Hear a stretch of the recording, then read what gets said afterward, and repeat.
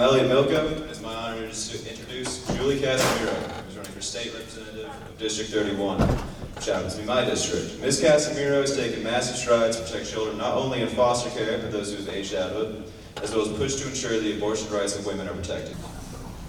Good morning, everyone. Good morning, everybody. I don't know if some of you recognize me, but I'm a sub in this building, so I just wanted to say hi to everybody I've been subbing with. My name is Julie Casimiro. I just finished my third term at the Rhode Island General Assembly, representing District 31, which is North Kingstown, and a part of Exeter. I've had my best year at the General Assembly ever. I closed the gap on sexual assault of minors, which was a huge bill for me, as well as the bill that actually is a budget article that went in to look at the rates of reimbursement for Medicaid, Medicare, and Human Services.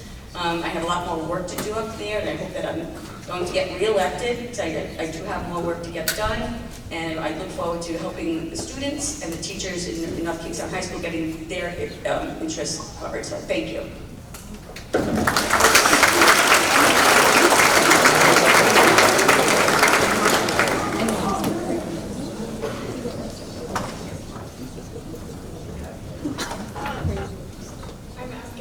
And it's my honor to introduce Robert Craven, who is running for State Representative. Mr. Craven. Mr. Craven has served as an Assistant Attorney General for the state of Rhode Island during 1983 to 1992. Mr. Craven most regularly handles personal injury, criminal defense, DUI defense, and medical malpractice cases. He also handles many other legal matters. It is my distinct pleasure to introduce our next State Representative, Mr. Craven.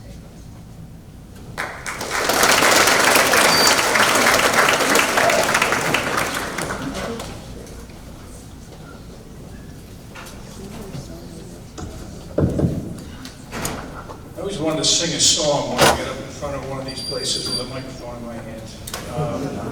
I am not a substitute teacher, so I have a hard time living up to that. But I do live on the same street as Mr. Camoli. So I count that in my accomplishments in life. My name is Bob Craven. I had two sons that had Mr. Vieira and went to the school. They graduated in 2012 and 2016. I'm your state representative from the southern part of the town for the last 10 years. Quonset Point down to the Narragansett line and out to Route 2 is District 32.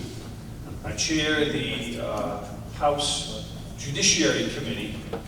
Julie is one of the distinguished members of that committee, along with several other committees that she she serves on. But we deal with a lot of the social issues, a lot of the, I would say, hot button issues like abortion, gun control, and issues like that you probably talk about or discuss in classes that you take here at the high school. It's fascinating for me to come here today because I hope to hear about some of your perspectives. Excuse me. Could you please wrap up? Okay. No song, I guess. So it was great to hear from you, and I hope I can answer your questions.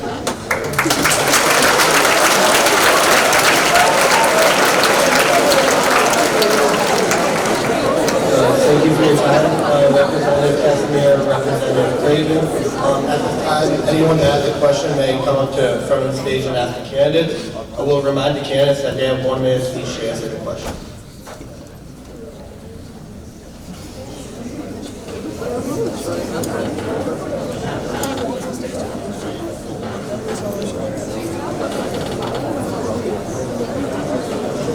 Okay, members' attention please for 1 second. I know this is the first session, so this might need a little bit of an explanation.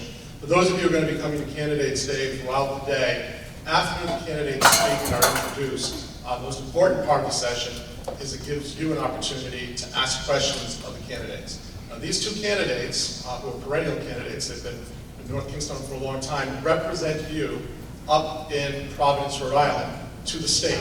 They are your voice. So anything that's concerning you about North Kingstown and its position in the state or any state issues of any sort, These are two representatives who vote on those things, sponsor legislation, carry things through, sometimes fight against a particular cause if they don't think it's good for Rhode Island. So if there's anything on your mind, this is a nice opportunity before you right now to come forward and ask a question right here in front. We'll have a microphone for you to do that. Thank you.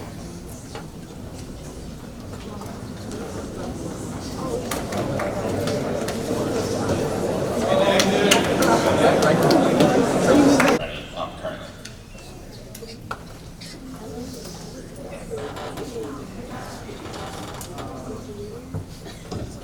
Actually, I happen to represent a renewable solar energy company in my private practice. Renewable energy is the future. We will, maybe not even in my lifetime, will oil or petroleum-based products that are used to heat and to run engines. I think it will leave its existence because of necessity.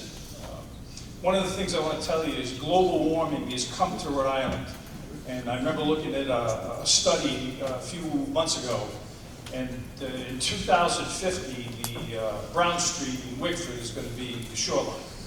So we've got to do something about it now, and I think that it absolutely has to be the future, that wind, solar, and other forms of energy that we maybe not even have heard of in Rhode Island anyways, will have to be the way we heat, the way we use energy. Thanks.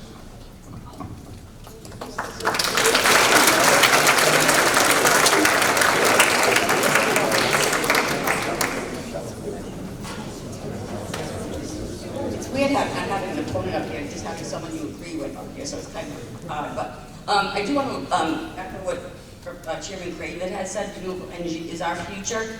And just so you all know, this past year we passed the Climate Act. It was the most aggressive climate act in the state of Rhode Island that we've ever seen. So we are moving on this work in the environment, and it's very important work, but we are taking action on it. So I just want to echo what my colleague said. It is happening, so thank you.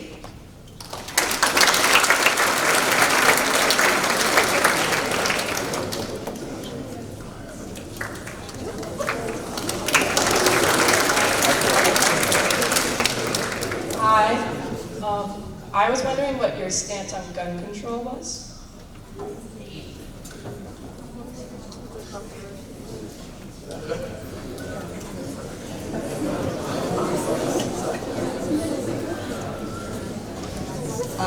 I believe that, I don't own a gun, my husband doesn't own a gun, will never own a gun.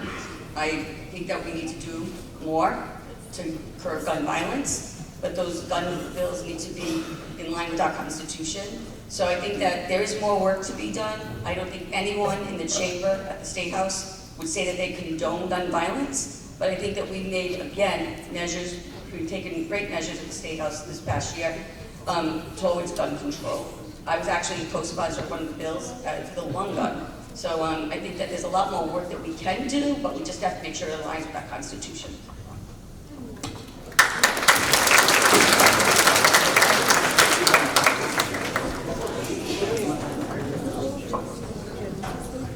Well, gun control is certainly one of the issues of our time. It presents itself almost weekly on the nightly news of another mass shooting. So, from my perspective, I acknowledge that the Second Amendment says what it says, and it gives a person a constitutional right to own a weapon. But Justice Scalia, in the District of Columbia opinion several years ago, before he passed away, wrote some dicta, which is some additional comments, and said, it's not an absolute right, and that government has an obligation and a right to restrict the use of guns when the public safety is at hand. And that has been my guiding light. And this past year, we raised the age of being able to buy a gun from 18 to 21, because we felt as though that no one has a criminal record at 18. Start with a fresh slate. So it should be a couple of 3 years before you have an opportunity to own a weapon such as that, because It's a deadly weapon, and it's an enormous responsibility. So like everything else, as you guys will be going through the next several years, you earn your rights in some respects, like drinking, driving. Mr. Craven, could you please wrap up? Thank you very much.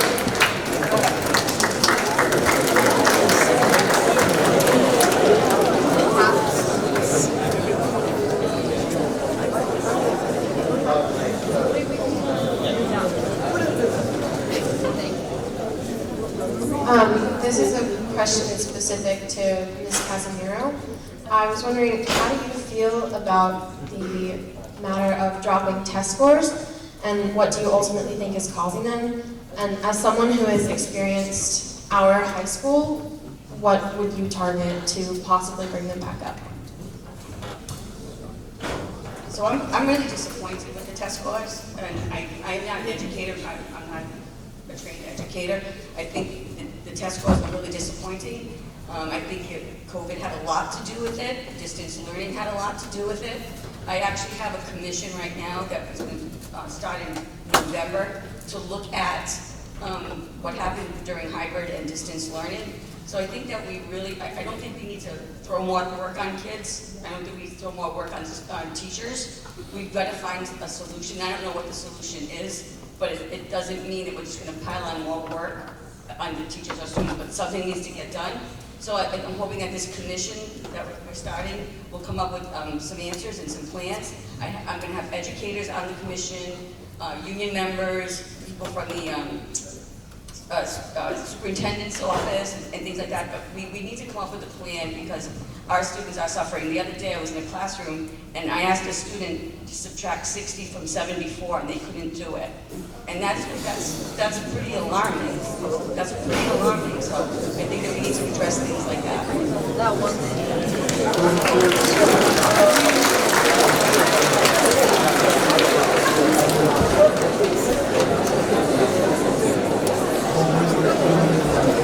So I have a question. You mentioned driving under the influence earlier, and I'm just wondering, how do your laws or your position defending that affect the person who driving under the influence may have already affected, like the victim of driving under the influence? I think your question is, am I representing someone on a charge of that nature? No, someone who may have injured someone else under influence. Well, if you make a mistake in life, you get punished, and that's how you learn. I abhor drunk driving. It's probably one of the most difficult crimes for people to understand. People that are accused, they say, I didn't do anything wrong, all I did is have a couple of drinks. But you kill people. So I think it's essential that we turn up the heat on that issue more than lower it. That it be something that is just simply not tolerated in society. That's my opinion.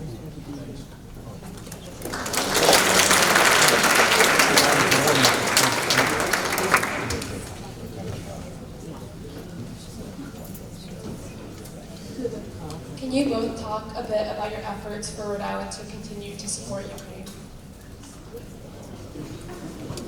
Ms. Casimiro?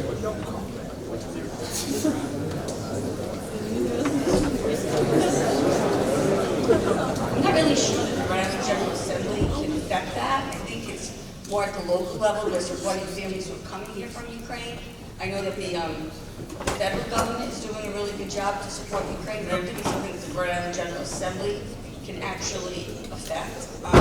I think that what's going on, I'm hearing on Ukraine, sunflower, but I think what's going on in Ukraine is deplorable, and I think it's horrible what's happening to the people of Ukraine, and I think that we should continue our efforts at the federal level.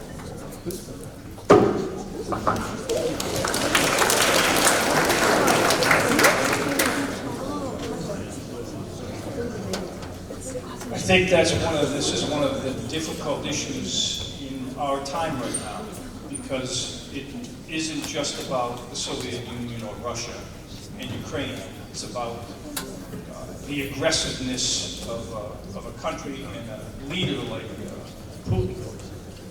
to do the things he did. I think it's absolutely the correct thing to do for the United States to stand behind NATO, which is an integral part of our safety and our security in this world, and support Ukraine in everything they do, short of putting the troops on the ground.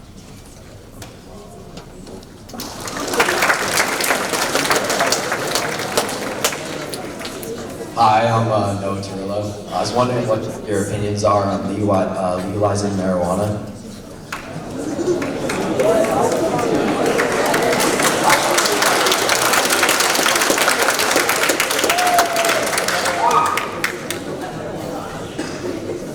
I have a feeling if I said fire it up right now, I'd get a big cheer. We've already done it. It hasn't been implemented yet.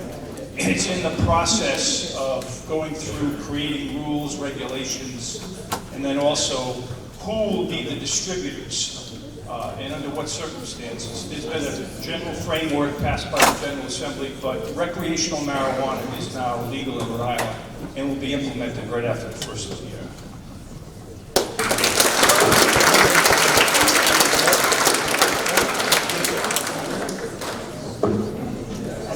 As Jim McCraven said, we have already legalized it. I think that we have to put our regulations in place very carefully. We have to make sure that we can determine if someone is driving under the influence, just like we do with alcohol. But we have already done it, and it's happening. So.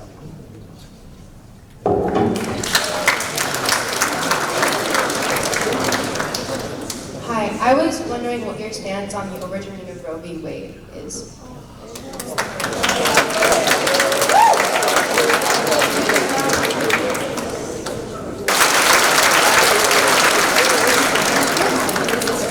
Jackie, my question was about term limits, whether or not restrictions on how long people in our Congress and Senate should be able to serve their terms.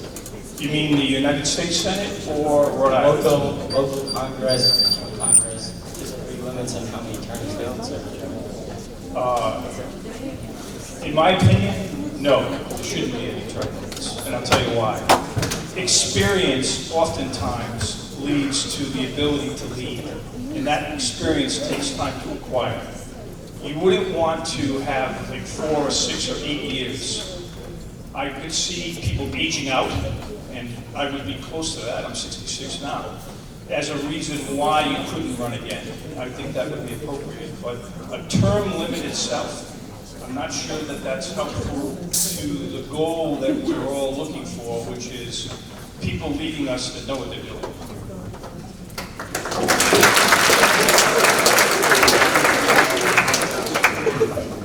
I will echo those comments. I believe that experience does matter, and you cannot expect people to go up there and hit the ground running on day one. Experience does matter, but we do have term limits in place already. They're called elections, and that's what, if your constituents don't think you're doing a good job, they'll vote you out, and that's a term limit. So I agree with Jim and Craven.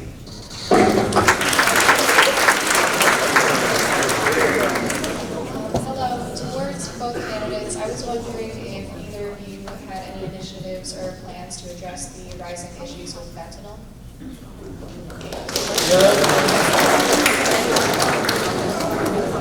So actually, I was reading up on that this week, and a couple of initiatives I want to look at, but I'm not really prepared to talk about them yet. But it is a crisis in this country, and it's horrible what's going on with fentanyl.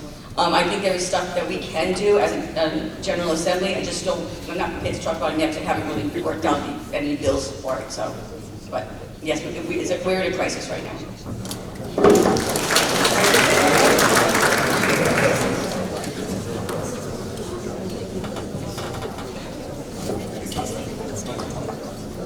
It kills more people in your age group than anything else. So it's a life or death situation. I do believe that there are probably 2 prongs at approaching it. The first and best is education. Educating the folks in this room, for example, as to how deadly it is. And I'll tell you an interesting story. I remember the director of the Department of Health showing me a little salt packet, and there was like 10 or 15 different little, crystals of salt. And she said, that's a typical dose of fentanyl. And then she pulled away all but 2, and she said, if you got 2 of them, 1 of them, it would get you high. 2 of them, it would kill you in the new stuff that they have now. I think education and also police prevention from getting it in, both at the state and federal level, getting it into the state of Rhode Island, or stopping it from coming in. Thank you.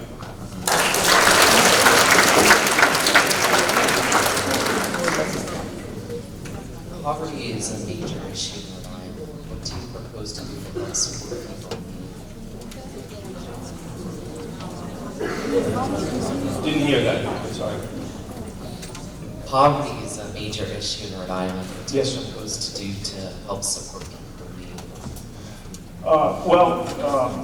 We've done a lot with homeless. There is money in the budget now for 2,000 new homes to be built, apartments and places to live for the homeless. The homeless are the biggest problem with food insecurity. That's what they call it. We have a SNAP program which gives people a card that they can buy food at a discount or for no money at all. But we also do things, and I know Julie's very involved with it, with food pantries here in North Kingstown.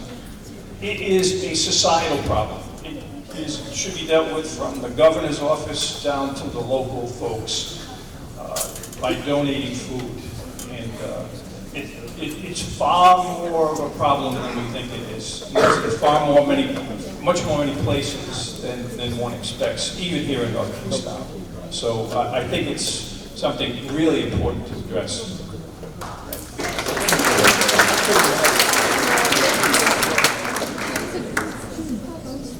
I would just add that in this year's budget, we addressed a number of issues in addition to homelessness to help our vulnerable communities, and we continue to work on that.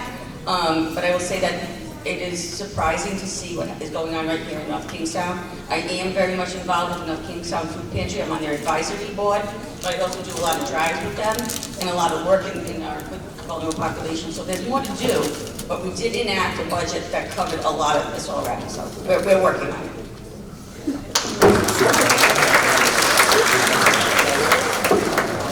With the legalization of marijuana, are you guys considering legalizing other drugs in the near future?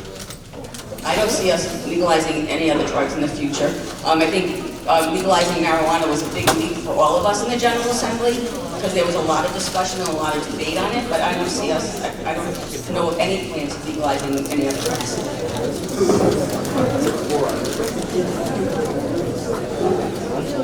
No, I don't.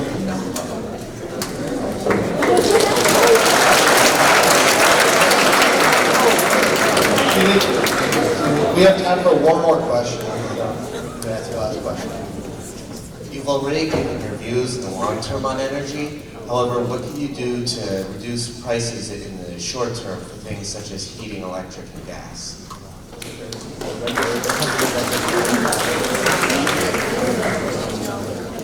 Heating is impacted by the problems that we've had internationally with Saudi Arabia recently, cutting back supply and thus raising the price or causing the price of oil to be raised, as well as gas.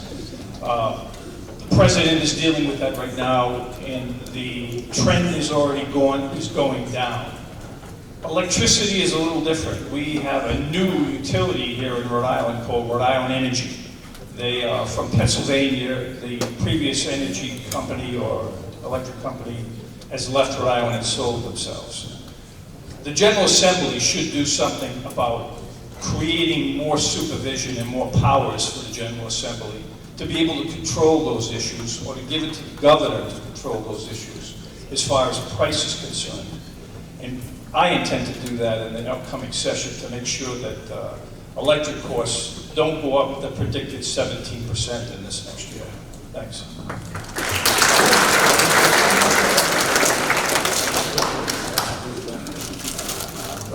I would echo Chairman Craven's sentiments. This is a global issue for us.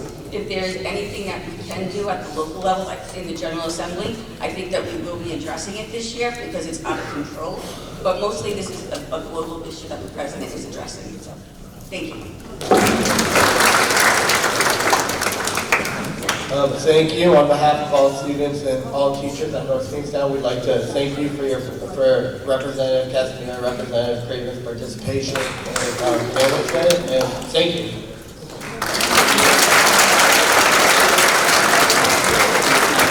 Oh yeah, excuse me, my apologies. Each of you have closing remarks, so great.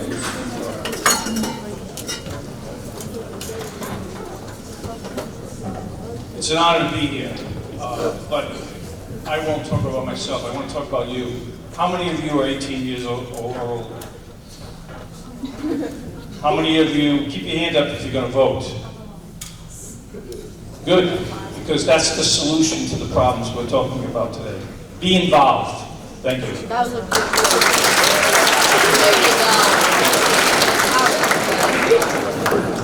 I just want to say thank you to everybody who made Candidates Day so awesome and such a success. I want to thank you guys for being active participants. And I will echo what Chairman Craven said, please get out and vote. Please get involved in the campaign. If you see a candidate that you like, get involved. Help them out. They have no issues, people to help them knock on doors and do other things. So it is a democracy and we need to just keep it going. And we don't have time to sit back and do nothing. So I would encourage you all to get involved. I had students help me all summer long from North Kingstown High School. So get involved and make your voices heard. And I just want to say thank you and have a great day.